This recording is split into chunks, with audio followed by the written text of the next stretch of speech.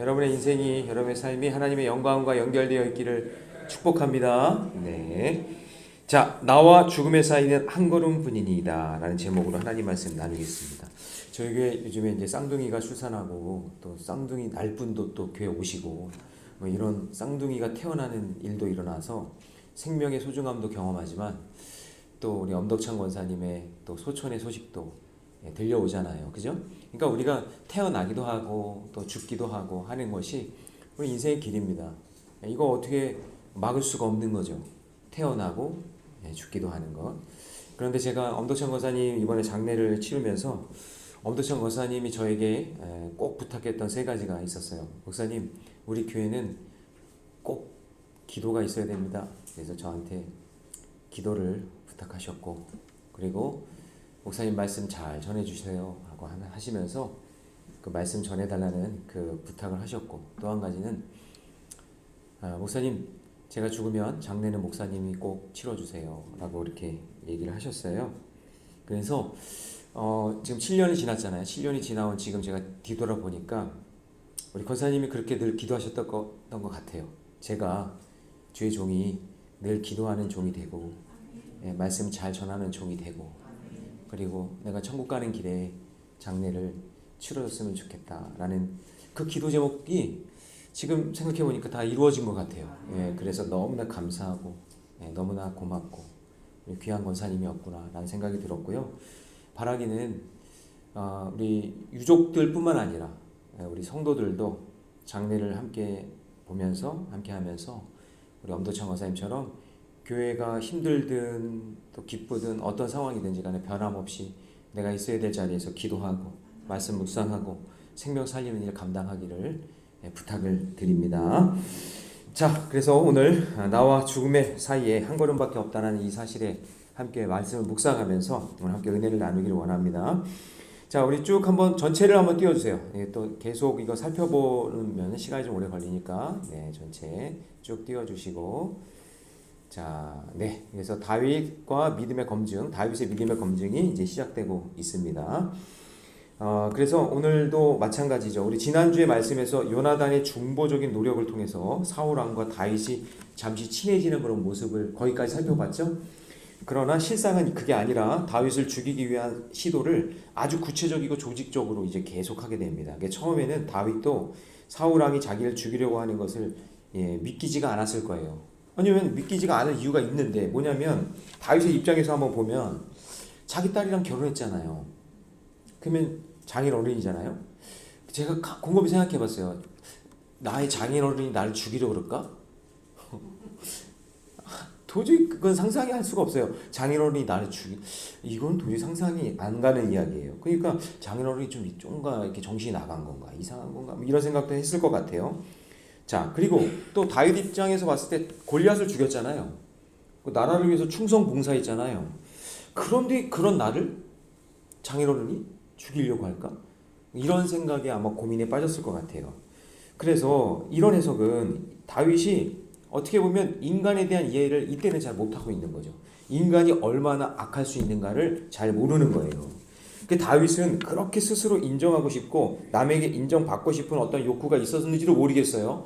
그러니까 자기 장인어른이 자기를 죽이려고 하는 것에 대해서 이거 이해가 안 가고, 내가 이렇게 충성 봉사를 했는데 내가 이런 일이 생기나? 여러분, 결론은 그런 일이 있을 수 있다는 거예요.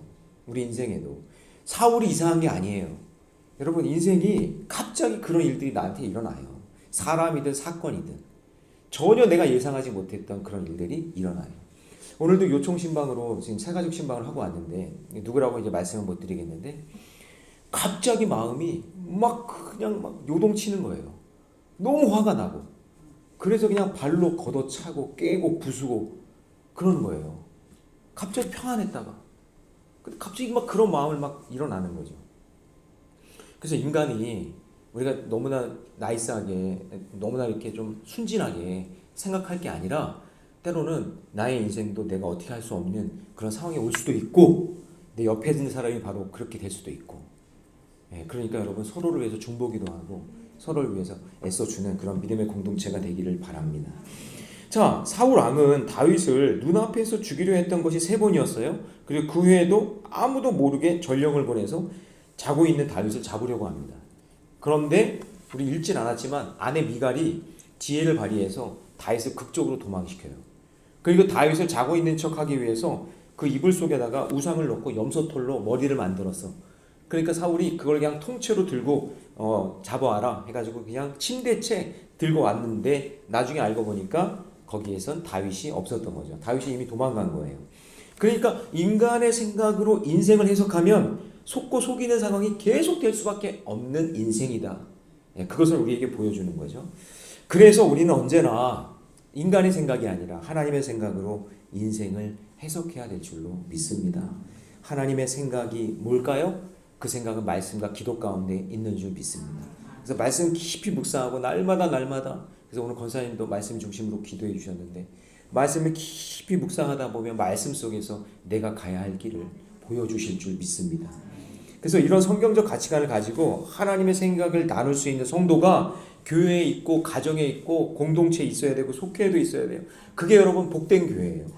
교회가 돈이 많아서 복된 게 아니라 교회가 무슨 시스템이 좋아서 그게 복된 게 아니라 말씀 묵상하고 말씀대로 살아가는 성도들이 더 많고 그리고 힘들고 어려운 사람들에게 그 말씀을 해석하면서 위로해주고 건면해줄 수 있는 그런 사람들이 많아지는 게 그게 복된 교회고 그게 능력 있는 교회지 겉만 번지르한 교회 소용이 없다는 거죠. 아니 왕도 이런데 다 가진 왕도 이렇게 흔들리는데 우리는 말할 것도 없는 거죠. 그래서 여러분 늘 말씀에 깨어 있으시기 바랍니다. 이런 성경적 가치관을 가지고 하나님의 생각을 나눌 수 있는 성도, 그런 성도가 점점 많아지기를 주님의 이름으로 축원합니다. 먼저 우리 속장 인도자들이 그런 능력을 소유하게 되시기를 축복합니다. 자, 그래서 다윗은요 말씀이 있는 사무엘과 또 선지자 학교가 있는 라마나요스로 도망가는 내용이 앞장이었던 18절에 나와요. 19장 18절 한번 읽어봅니다. 다 같이 시작. 다윗이 도피하여 라마로 가서 사무엘에게로 나아가서 사울이 자기에게 행한 일을 다 전하였고 다윗과 사무엘이 나요스로 가서 살았더라. 그러니까 지금 말씀이 있는 곳으로 도피한 거예요. 자기가 아무리 말씀으로 해석하려도 안 되는 거예요. 사울 왕이 자기를 죽이는 이유가 이해가 안 되는 거예요. 그러니까 그것 때문에 계속 갈등하고 어려우니까 아예 그냥 말씀이 있는 라마나옳 이 사무엘이 있는 곳으로 옮겼다 그런 얘기죠. 자, 그런데 어떻게 그 첩보를 알았는지 사울이 계속해서 쫓아옵니다. 다윗이 숨어 있는 곳을 알고는요 이 라마나옳으로 전령들을 보내요. 그래서 다윗을 잡아오게 만드는데 그런데 라마나옳에 있는 선지자 학교가 얼마나 말씀 충만, 기도 충만, 성령 충만한 모래내 교회 같은지 그곳에 있는 전령들이요 다윗을 잡으러 왔다가 라마나옳에 도착하자마자 예배를 드리고 말씀 묵상하고 있으니까 자기들도 모르게 기도가 터져 나오면서 예언을 하는 거예요. 자, 20절 말씀 같이 있습니다. 시작.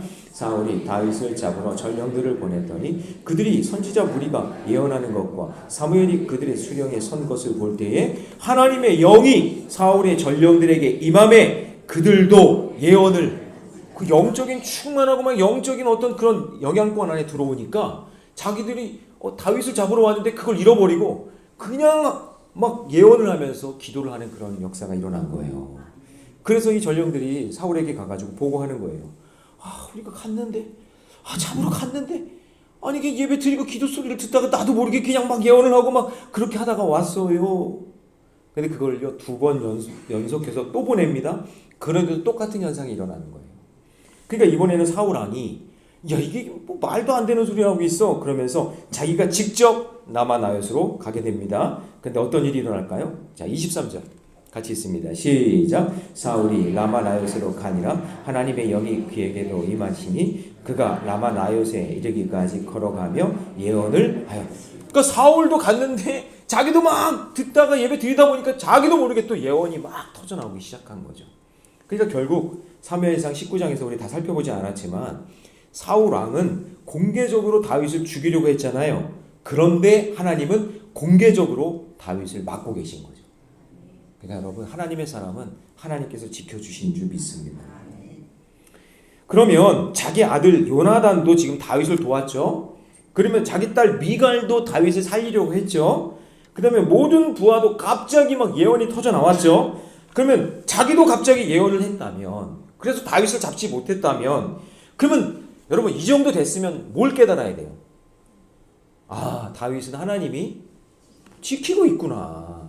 이게 내 능력으로 안 되는 거구나.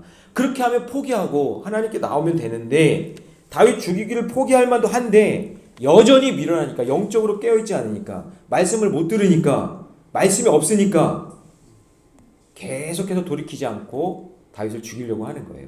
이것으로 볼 때 이미 사울 왕은 영적으로 악령에 사로잡혀 있는 것이고 하나님의 통치하심이 불가능한 상태가 된 거예요. 저는 아까 이제 속회를 위해서 기도했잖아요. 사지역 사속이 하나님의 통치하심 속에 있기를. 네, 세상의 악령에 휘말리지 않도록. 여러분 사람 순식간이라니까요. 그래서 제가 오늘 전화 접수를 받을 때 어떻게 받았냐면, 뭐 하여튼 무당집이었던 그 집에 이제 개업을 했는데, 그럼 악령이 뭐 있어서 뭐 자기도 싫은데 자꾸 막 그런 말을 하고 막 그렇게 막 혈기를 부리고 막 힘을 쓰는데 내 힘을 어떻게 절제할 수 없으니까 막 자녀들이 덤벼가지고 이렇게 막 붙잡고 막 그런 상황 속에 있었다는 거예요. 그 제가 또 무당 이런 거 전문이잖아요. 그래가지고 가겠다고, 그래서 가서 집사님이랑 가서 같이 기도하고 말씀 나누고 왔더니 막 울면서 갑자기 평안해지고 다음 주에 나오겠다고, 교회에. 그러니까 여러분 악령에 사로잡히면 안 되고 성령 충만한 하나님의 통치하심이 있어요. 그러니까 하나님의 통치하시는 건 뭐냐면 자기 마음대로 사는 게 아니라 하나님께서 말씀하시는 대로 사는 거예요. 여러분 그냥 일주일을 한번 돌아보면서 주일날 주신 말씀처럼 내가 살았는지, 아니면 말씀대로 묵상하면서 내가 그 길을 살았다면 통치하심을 받은 거고, 그냥 내 마음대로 내 멋대로 살았으면 악령의 지배를 받는 가능성이 높아요. 그래도 우리는 매일 새벽에 말씀 묵상하고 말씀 들으려고 하니까 그 말씀대로 살려고 하는 거지. 여러분 세상 사람들은요 말도 못해요. 말도 못해. 막 악령에 휘둘려가지고는요 막 그냥 허우적거리면서 산단 말이죠. 그러니까 여러분 우리도 내가 주인 되어서 하나님의 통치하심을 인정하지 않으면 사울 왕처럼 내가 왕이 되어서 영적으로 타락한 존재가 될 수밖에 없다는 것을 기억하셔야 돼요. 하나님의 통치하심을 받으셔야 돼요. 그래서 이제 라마 나요스에서 있었던 사건 이후에 사무엘 이제 20장이 시작되는 거예요. 자, 요거를 알아야 이제 앞에 그 19장을 알아야 되기 때문에 좀 설명을 한 거예요. 자, 1절 말씀 같이 있습니다. 다 같이 시작. 다윗이 라마 나요스에서 도망하여 요나단에게 이르되 내가 무엇을 하여 내 죄악이 무엇이며 내 아버지 앞에서 내 죄가 무엇이기에 그가 내 생명을 찾는. 자, 이제 생각해 보는 거죠. 다윗이 라마 나요스에도 왔는데 하나님께서 이렇게 말씀과 가까이 하고 있으니까 나를 살려주시네. 그런데 왜 사울은 깨닫지 못하고 나를 계속 죽이려고 하지? 그래서 요나단에게 가서 지금 자기의 지금 상황을 지금 이야기해 주는 거예요. 전령들을 보내서 자기를 잡으려 하고 또 죽이려고 하는 이 모든 상황에 대해서 요나단에게 이야기하고 싶은 거죠. 그러니까 여러분 인생을 살다가 날 알아봐주고 날 도와주고 나와 같이 이야기해 줄 수 있는 한 사람만 있어도 그 사람은 살아요. 살아. 그러니까 오늘도 그분이 한 분이 전화를 해서 속장 인도자님한테 전화를 해서 급하게 연결이 돼가지고 간 거예요. 그러니까 누군가 한 사람만, 믿음의 사람 한 사람만 그 옆에 있으면 그럼 이분이 그래요. 나 이러다 그냥 죽어버릴까? 이런 마음까지 가졌다는 거예요. 근데 믿음의 사람 한 사람, 요나단 같은 한 사람이 있으면 그 사람 사는 거예요. 예. 그래서 다윗을 만난 요나단이 변함없이 다윗을 대하면서 다윗이 토로하는 그런 모든 말을 이렇게 듣게 해요. 그래서 만약 요나단이 차기 왕을 노리고 있었다면 다윗이 다시 찾아왔을 때 사울 왕에게 밀고 하거나 그냥 뭐 처리해 버렸겠죠. 무시하거나. 근데 요나단은 마음이 열려있는 사람이에요. 말씀 중심으로 사는 사람이에요. 하나님 나라의 새로운 왕이 먼저 생각난 거예요. 그래서 그 왕이 다윗이라는 것을 분명히 믿고 있었기 때문에 다윗이 와가지고 자기의 그 힘든 그것을 한탄하듯이 이야기할 때 그것을 다 들어줍니다. 그래서 다윗이 너무나 답답한 마음을 요나단에게 세 가지 질문을 통해서 이야기하는 거예요. 첫 번째, 내가 무엇을 하였으며 내가 도대체 내가 잘못한 게 무엇이냐 이 얘기죠. 그리고 내 죄악이 무엇이냐, 그리고 내 아버지에 대해서 내 죄가 무엇이냐, 내가 도대체 사울 왕에게 내가 잘못한 게 무엇이냐. 그런 이야기 한단 말이에요. 이거를 직역하면 이런 거죠. 내가 도대체 무슨 잘못을 지었기에 네 아버지가 나를 이렇게 죽이려고 하냐. 그래서 지금 다윗의 답답한 심정을 요나단에게 쏟아붓고 있어요. 그런데 요나단은 하나도 불평 없이 다윗의 말을 다 들어줘요. 그래서 여러분 교회 가정에 이렇게 내 이야기를 잘 들어주고 서로에게 기분 나쁘지 않게 말해주는 요나단 같은 사람이 필요하다라는 거예요. 네. 옆에 사람이 그런 요나단이 됐으면 좋겠어요. 그러니까 여러분 성경에 친구에 대한 이야기가 조금 있는데 그 중에서 반대되는 개념으로 욥의 친구를 한번 생각해봐요. 욥의 친구들. 욥이 너무나 힘든 상황이었잖아요. 자식 잃고 재산 다 잃고 몸에 피부병 때문에 막 기왓장으로 몸을 벅벅 긁고 있을 때 그때 그 마음과 태도를 들어주고 인정해줘야 되는데 친구들이 와서 뭐라 그래요? 와서 뭐라 그래요? 그렇게 고통 중에 있는데 병환 중에 있는데 너 믿음 없어서 그렇다고. 여러분 절대 그런 말 하지 마세요. 하나님이 어떤 계획이 있는지 알고 그래요. 그러면서 막 비난하잖아요. 네 말이 틀렸다고. 네가 죄가 많아서 그렇고 네가 믿음이 없어서 그렇다고. 그럼 여러분 이거는요 2번, 3번 계속 죽이는 거예요. 사람을. 근데 여러분 요나단 보세요. 그런 식으로 말하지 않아요. 자 2절 말씀. 여러분 요나단이라고 생각하고 같이 읽습니다. 시작. 요나단이 그에게 이르되 결단코 아니라 내가 죽지 아니하리라. 내 아버지께서 크고 작은 일을 내게 알리지 아니하고는 행하지 아니하나니 내 아버지께서 어찌 이 일을 내게 숨기리요. 그렇지 아니하니. 먼저 마음을 막 이렇게 만져주잖아요. 아니야 죽지 않아. 요나단은 하나님의 나라에 대한 확신이 있었기 때문에 그래요. 그러니까 사울 왕이 어떤 방법을 동원해서 죽이려고 해도 하나님은 너를 지켜주실 거야. 네. 그러니까 이것은 단순히 친구의 우정이 아니에요. 그래서 제가 서로는 얘기했지만 친구의 우정이 아니라 하나님이 세우신 왕은 하나님이 지켜주신다 라는 신화의 충성이고 신학적인 이야기예요. 이게 하나님이 너를 지켜주신다. 그러자 다윗이 맹세를 하면서 말하는데 너무 두려워서 요나단에게 이렇게 말합니다. 3절 같이 있습니다. 시작. 다윗이 또 맹세하여 이르되 내가 내게 은혜 받은 줄을 내 아버지께서 밝히 알고 스스로 이르기를 요나단이 슬퍼할까 두려운즉 그에게 이것을 알리지 아니하리라 함이니라. 그러나 진실로 여호와의 살아계심과 내 생명을 두고 맹세하노니 나와 죽음의 사이에 한 걸음뿐이니라. 지금 맹세했다는 얘기는요 지금 되게 두려운 거예요. 두려운 건데 무슨 얘기냐면 네가 몰라서 그래. 사울 왕이 너 몰래 나를 죽이려고 사무엘이 있는 데까지 와가지고 나를 죽이려고 했어. 내가 지금 너무나 두려운데 마치 나와 죽음 그 사이는 한 걸음, 여기서 딱 한 걸음 옮기면 죽을 것 같아. 너무 힘들어. 그렇게 얘기하는 거예요. 그러니까 요나단 너는 잘 모른다. 지금 내가 이게 얼마나 지금 힘든지 그렇게 얘기하는 거예요. 그래서 다윗이 그렇게 말하는 거예요. 나와 죽음 사이가 한 걸음처럼 느껴진다. 나 언제 죽을지 모를 것 같아. 그냥 그런 분들이 있다고요. 예, 지금도 정말 많다고요. 다윗이 지은 시편 보면은 시편 23편의 말씀처럼 사망의 음침한 골짜기를 지나는 것 같아요. 사망의 음침한 골짜기를 지나가는 것 같아요. 점점 약해지고 점점 비참해지는 상황. 이럴 때 믿음이 없는 사람은요. 왜 그렇게 호들갑 떠냐고 뭘 그렇게 힘들어하냐고 그렇게 말하면 더 힘들어지는 거예요. 그때 요나단이 이렇게 얘기합니다. 자 4절 시작. 요나단이 다윗에게 이르되 내 마음의 소원이 무엇이든지 내가 너를 위하여 그것을 이루리라. 너 지금 되게 힘든 거 내가 아는데 내가 네 옆에 있으니까 내가 최선을 다해서 네가 이룰 수 있도록 도와줄게. 그렇게 얘기해 주는 거예요. 이런 친구 있으면 좋겠죠? 근데 이 말을 한 요나단은 자기의 힘과 지혜를 믿는 게 아니라 진짜 하나님이 세우신 왕이기 때문에 내가 무엇이든지 도와준다고 말하면서 다윗을 지금 있는 모습 그대로 공감해주고 수용해주고 있는 그런 모습인 거예요. 여러분 그 영락교회 한경진 목사님 아세요? 네. 저는 살아계실 때 한 번도 본 적은 없어요. 근데 이야기는 많이 들었는데 이분이 평안 남도분이에요. 그래서 이분 뒤에 한 4분이 그냥 평안도분으로 담임 목사가 세워지더라고요. 그래서 거기는 이제 북녘 쪽에서 오신 그런 분들이 굉장히 많더라고요. 그렇게 얘기하더라고요. 근데 뭐 그거는 그 교회 특성이고 그걸 떠나서 교회에 어떤 갈등이나 어떤 문제가 일어나면요. 아니 한경진 목사님만 나오고 만나면 다 해결이 되는 거예요. 아니 뭐 어떤 갈등과 어떤 어려움이 있어도 그냥 이 한경진 목사님만 만나면 그냥 다 해결이 되는 거야. 아 저도 그런 능력을 갖고 싶어. 그런 능력이 있었으면 좋겠어. 제가 가면 다 해결되고 막.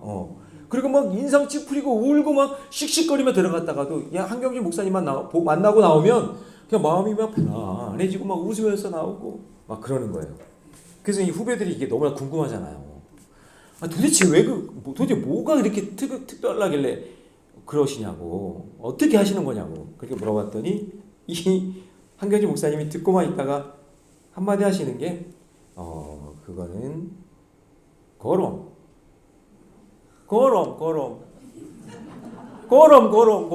거럼만 한 1000번 하면은 그냥 거기 듣고 있다가, 그러니까 자기가 다 얘기한대요. 자기가 내가 이것도 힘들고 어떻게 이럴 수 있냐고 막 그래서 땅을 치고 울고 막 그럴 때 옆에서 그냥 거럼 하면서 고럼만 했대. 고럼만 한 1000번 하니까, 그러니까 자기가 다 얘기하고들은 나중에 그런데요.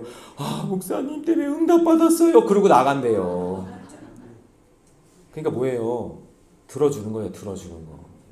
그냥 내가 무슨 뭐 그 사람 어떻게 알아? 그러니까 내가 평가하고 내가 막 그러려고 하지 말고 잘 들어주고 함께 울어주고 그러면 자기가 말하면서 다 회복이 된다는 거예요. 아 그렇구나. 그래서 저도 막 갈등이 일어나고 그러면 내가 해결하려고 하지 말고 그냥 고럼 그것만 할 것 같아. 고럼 너무나 좋은 것 같아. 근데 여러분 요나단이 다윗의 말을 수용하잖아요. 그리고 내가 꼭 살리겠다는 다짐을 하는데, 근데 그 내용이 5절에서부터 13절에 아주 구체적으로 나와요. 그러니까 그런만 한 게 아니라 잘 공감했고 그리고 어떻게 해주겠다라는 구체적인 이야기가 나오는 게 5절부터 13절이에요. 그런데 자 13절만 읽어봅니다. 13절만 다 같이 시작. 그러나 만일 내 아버지께서 너를 해치려고 하는데도 내가 이 일을 내게 알려주어 너를 보내어 평안히 가게 하지 아니하면 여호와께서 나 요나단에게 벌을 내리시고 또 내리시기를 원하노라. 자 여기 빛을 주면서 읽어야 돼요. 여호와께서 내 아버지와 함께 하신 것 같이 너와 함께 하시기를 원하노라. 자 여러분 보세요. 요나단은 절대 아버지 욕을 안 해요. 아버지 욕을 안 해. 자 요나단이 엄청난 결단을 하면서 이래요. 여호와께서 내 아버지와 함께 하신 것 같이 너와 함께 하기를 원하노라. 이게 뭐냐면 보세요. 요나단은 뭐까지 알았냐면 하나님의 뜻 가운데 자기 아버지가 왕이 된 것도 알고 있는 거예요.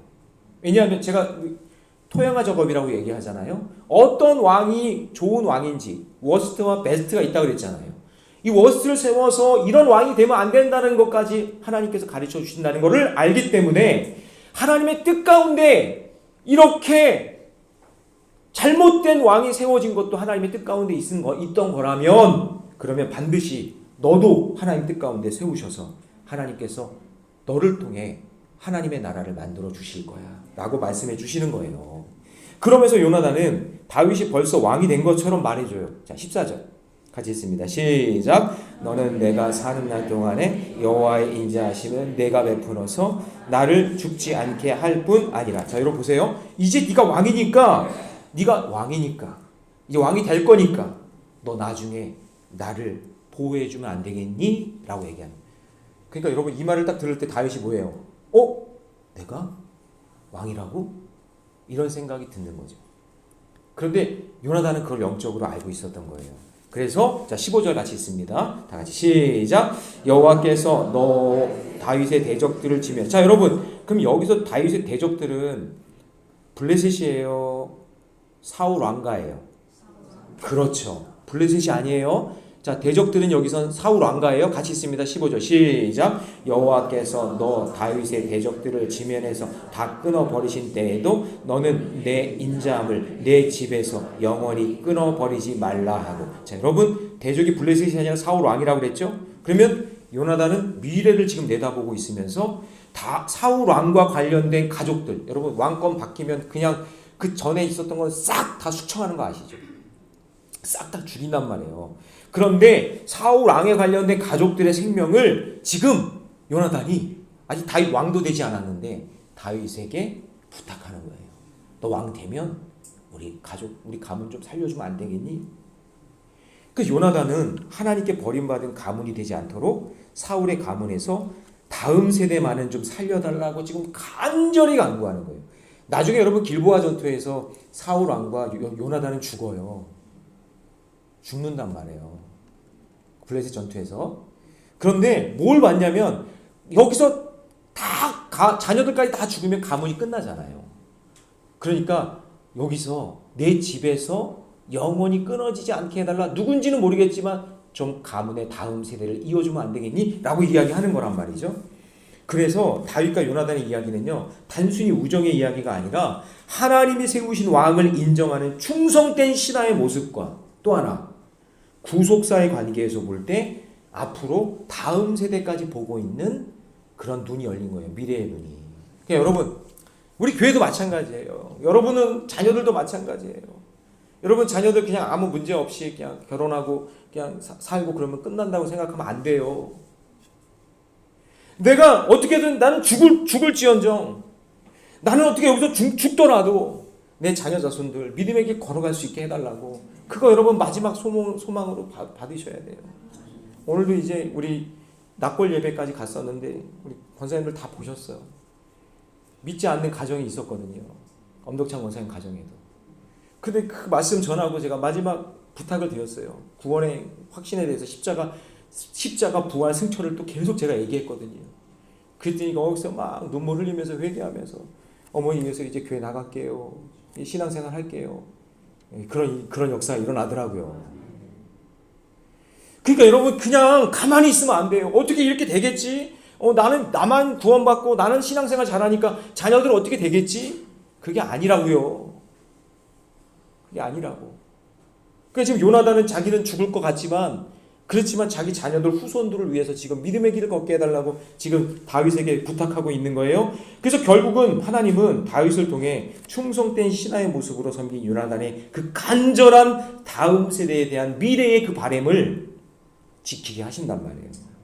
그래서 자 20장 우리 마지막 절 42절 같이 읽습니다. 시작. 요나단이 다윗에게 이르되 평안히 가라. 우리 두 사람이 여호와의 이름으로 맹세하여 이르기를 여호와께서 영원히 나와 너 사이에 계시고 내 자손과 내 자손 사이에. 자 여러분 말투가 바뀌었어요. 처음에는 나와 뭐 사이?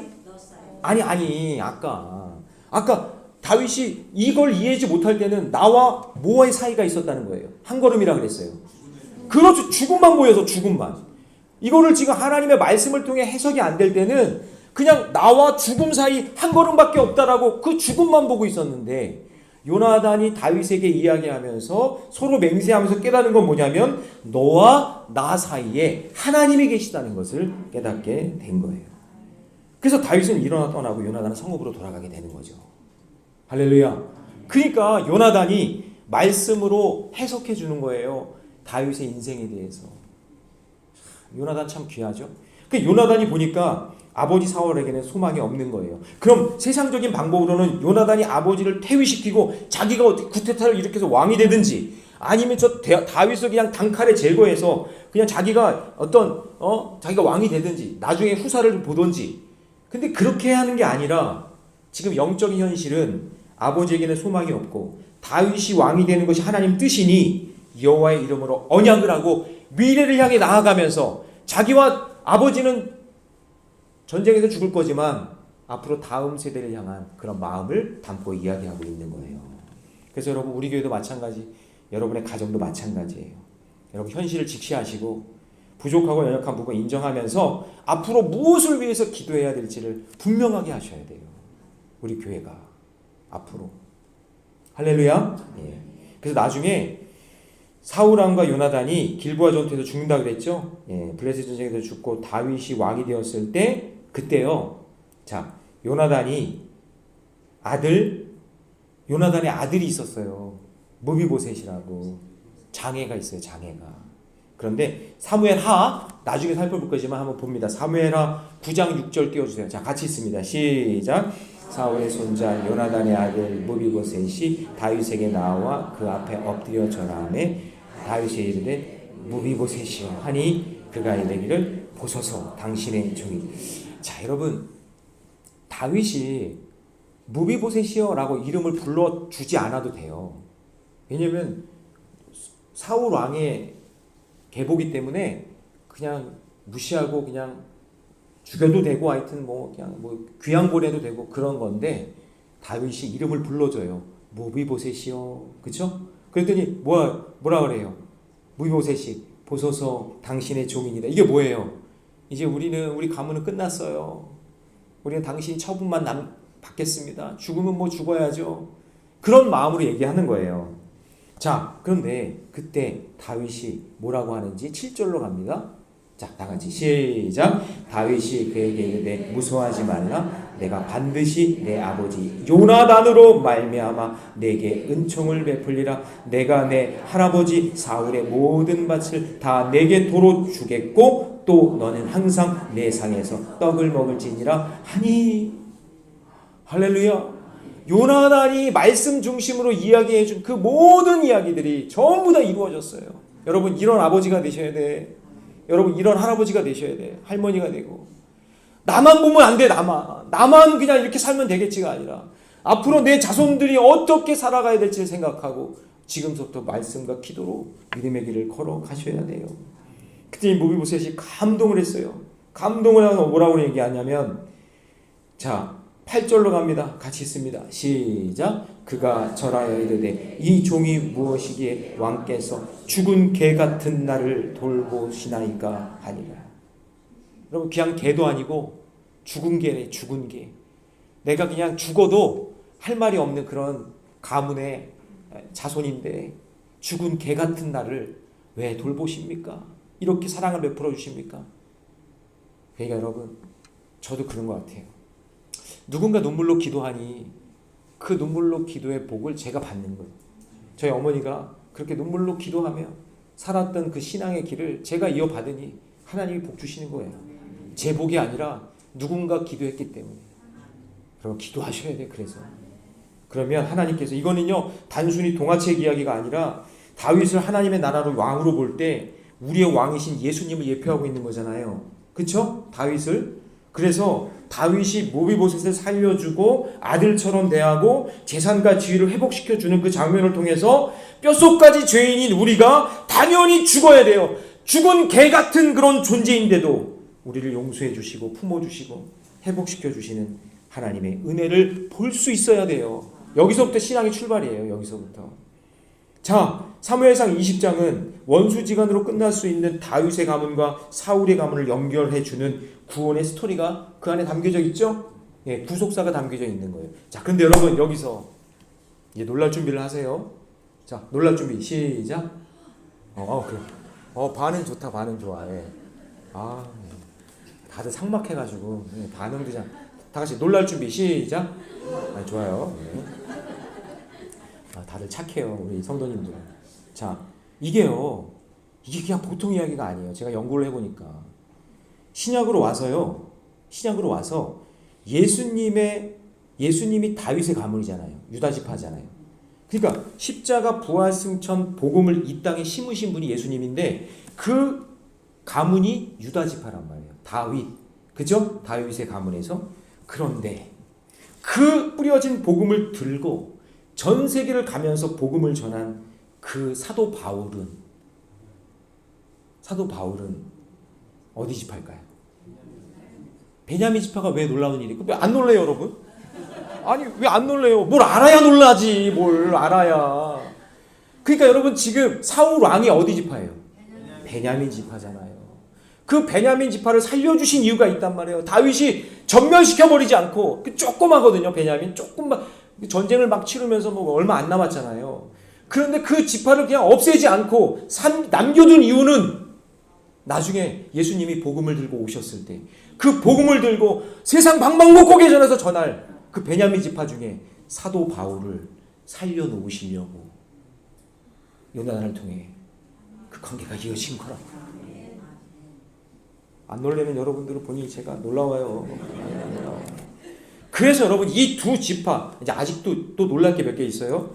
자, 이 두 지파 남은 것은 요나단과 다윗의 언약을 받아주신 하나님의 은혜로 이루어진 거죠. 그러니까 사무엘상 20장은 엄청난 내용이에요. 엄청난 내용. 앞으로 먼 미래에 있을 이야기를 지금 보여주고 있는 거죠. 그 언약을 통해. 그래서 결국 요나단의 결단으로 베냐민 지파가 살게 된 거예요. 그래서 우리도 아무리 힘들고 어려워도 말씀의 언약의 말씀에 붙들고 살면 하나님께서 언젠가 다시 일으켜 세워주시고 다음 세대 일으켜 주시고 여러분의 기도가 언젠가 응답되어진다는 것을 믿으시기 바랍니다. 그래서 지금 잘 나가는 것 같아도 하나님 경외하지 않고 예배하지 않고 세상 타협하고 지금 잘 먹고 잘 살고 그렇게 살아가는 인생보다 지금 너무나 힘들고 요나단과 다윗이 지금 어려운 상황이잖아요. 그런 상황일 때 미래를 바라보고 끊임없이 기도하고 믿음으로 사는 사람은 죽은 개 같은 그 인생도 하나님이 살리시는 역사가 일어날 줄로 믿습니다. 지금 여러분 꼭 말씀 붙들고 기도하고 그렇게 살아야 미래가 열려요. 지금 여러분들이 말씀 붙들고 기도하며 살 때 여러분들의 미래가, 여러분의 자녀들의 미래가 열릴 줄로 믿습니다. 자, 그리고 여러분, 자, 또 놀랄 준비. 자, 포로로 끌려가잖아요, 나중에. 그쵸, 이스라엘 백성들이. 그래가지고 포로로 끌려갔을 때, 여러분, 에스더에서 하만이 유다인들을 전부 다 멸절시키려고 살인 기계를 만들어 놓잖아요. 그때 그 모든 계략을 알고 있고 사촌 에스더를 이때를 이남이라, 너 후궁이 된 거 이때를 이남이라 그렇게 가르치면서 그랬더니 에스더가 죽으면 죽으리라 그러죠. 그럴 때 그렇게 외치게 만들었던 모르드게와 에스더가 놀랄 준비. 베냐민 지파 사람. 자, 읽어봅니다. 에스더 2장 5절 다 같이 시작. 도산 수상의 한 유다인이 있으니 이름은 모드르게라. 그는 베냐민 자손이니 기스의 증손이요 시므의 손자요 야일의 아들이라. 여러분, 이거 진짜 엄청난 거예요. 왜 거기서 살려주신 이유가 있는지를 분명히 깨달으셔야 돼요. 이게 전부 요나단의 언약에 인한 열매라는 거예요. 한 사람이 얼마나 중요한지 몰라요. 한 사람이 목숨 걸고 기도하며 말씀 붙잡고 사는 게 얼마나 중요한지 몰라요. 그래서 사무엘상 20장에서 맺은 요나단의 언약은 다윗과 무비보셋의 스토리로 끝나는 것이 아니라 신약으로 넘어가서 예수님과 사도 바울로 이어지고, 예수님은 유다 지파 베냐민 지파라고 그랬죠. 그리고 우리가 깨달은 것은 정말 고통스럽고 말씀을 붙잡고 살아가면 에스더와 같이 모르드게와 같이 한 민족을 살리는 그런 위대한 인물들도 우리 교회에, 우리 모래내 교회에 나오게 될 줄로 믿습니다. 여러분, 이거는요, 우리 다음 세대, 우리 청년들, 우리 자녀 자손들 놓고 우리가 어떻게 해줄 수 있는 게 없어요. 뭘 해주겠어요, 우리가? 세상적으로. 여러분, 지금 말씀 붙잡고 기도하는 게 거기서부터 출발이에요. 그러면 하나님께서 그 길을 열어주시는 거죠. 네. 그래서 지금 우리가 너무 힘들고 어렵지만 말씀 붙잡고 미래를 바라며 나아가면 지금 당장 달라지는 것은 없는 것 같지만 우리의 약속과 헌신을 저버리지 않으신 하나님께서 우리 교회와 가정과 일터를 하나님의 은혜로 가득 채워주실 줄 믿습니다. 자, 이제 말씀 정리합니다. 사랑하는 성도 여러분, 이 사울과 다윗의 관계, 그리고 요나단과 무비보셋의 이 관계를 통해서 하나님의 약속을 지키시고 다음 세대까지 은혜를 이어가시는 그 구속사가 있다는 것을 오늘 이 말씀 속에서 보셔야 돼요. 나와 죽음이 한 걸음인 줄 알았는데 그게 아니라 나와 너 사이에 하나님이 계시다는 것을 발견한 거죠. 우리 사랑하는 우리 성도들 가운데 지금 질병 때문에 힘들어하는 분들, 나와 죽음 사이, 그 사이가 아니라 나와 너 사이에 하나님이 살아계시다는 것을 경험했으면 좋겠어요. 하나님이 계시다는 거.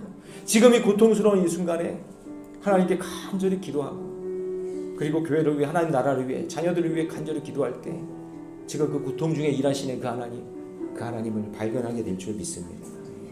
사울 왕처럼 가정이나 교회에서 내가 왕이 되어 살려고 그렇게 교만하게 살지 말고 다윗과 요나단처럼 하나님 나라의 통치하심, 하나님의 이끌어 주심을 믿고 믿음의 길을 걸어가시기 바랍니다. 하나님을 위해 작은 사랑과 충성, 헌신도 기억하셔서 저와 여러분들을 복되고 아름답게 이끌어 주실 줄 믿습니다. 저는 그게 하나님의 은혜라고 생각해요. 저도 모래내 교회에 어쩌면 한 점에 불과한 역사의 한 점에 불과한 존재로 있었겠지만 하나님께서 제가 선포한 말씀, 여러분들이 깨닫고 은혜 받고 기도하면 그것이 더 확산되고도 복되게 아름다운 열매로 맺혀질 것을 믿습니다. 포기하지 말고 끝까지 믿음으로 살아가시기를 주님의 이름으로 축원합니다.